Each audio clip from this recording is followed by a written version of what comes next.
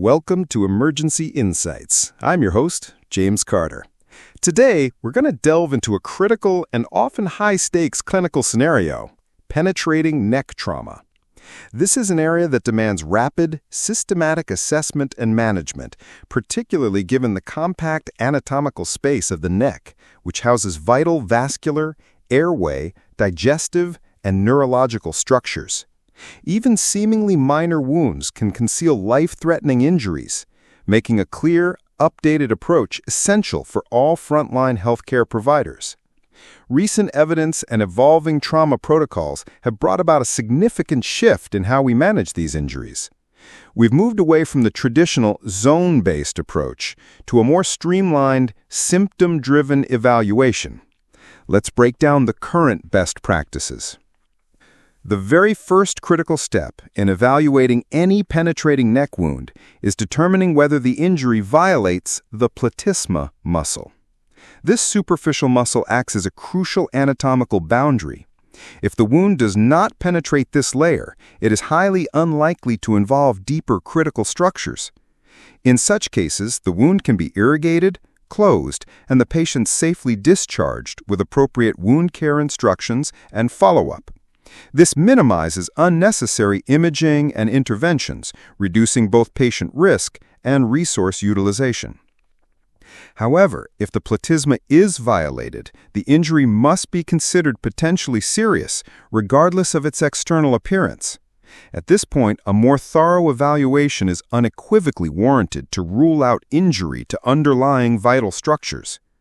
The next crucial step is to assess for hard signs of significant injury. These are clear indicators demanding immediate attention. They include an expanding or pulsatile hematoma, active arterial bleeding, air bubbling from the wound suggesting tracheal or bronchial injury, massive hemoptysis, hematemesis, shock unresponsive to resuscitation, or overt airway compromise. Additional hard signs include neurological deficits, rapidly progressing subcutaneous emphysema, or visible tracheal or esophageal disruption. If any of these hard signs are present, the patient requires immediate operative intervention. Delay in surgical management for patients with these findings is directly associated with increased morbidity and mortality. The operating room should be notified without delay, and airway control must be prioritized, often in close collaboration with anesthesia and surgical teams. These patients should not undergo further diagnostic imaging prior to surgery. Time is of the essence, and the diagnosis is already clear. In the absence of hard signs, the next step is advanced imaging, specifically a computed tomography angiogram or CT angio of the neck. CT angiography is highly sensitive for detecting vascular injuries, aerodigestive tract injuries, and other occult damage. It allows for rapid, non-invasive assessment and is instrumental in guiding further management decisions. If the CT angio is negative and there are no other concerning clinical findings, the patient may be admitted for a brief period of observation or discharged, depending on the overall clinical picture and institutional protocols. Observation typically involves monitoring for delayed symptoms such as airway compromise, bleeding, or signs of infection. Discharge may be appropriate for reliable patients with adequate follow-up and no risk factors for delayed complications. Should the CT angio be causative for vascular or aerodigestive injury, the patient should then proceed to the operating room for definitive management. In cases where the imaging is equivocal, or if there's suspicion for esophageal or tracheal injury not clearly delineated on CT, further diagnostic evaluation is warranted.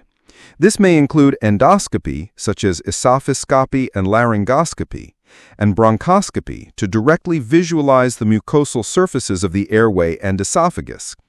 These adjunctive studies can clarify the extent and location of injury, guiding operative planning, or, in some cases, confirming that non-operative management is safe.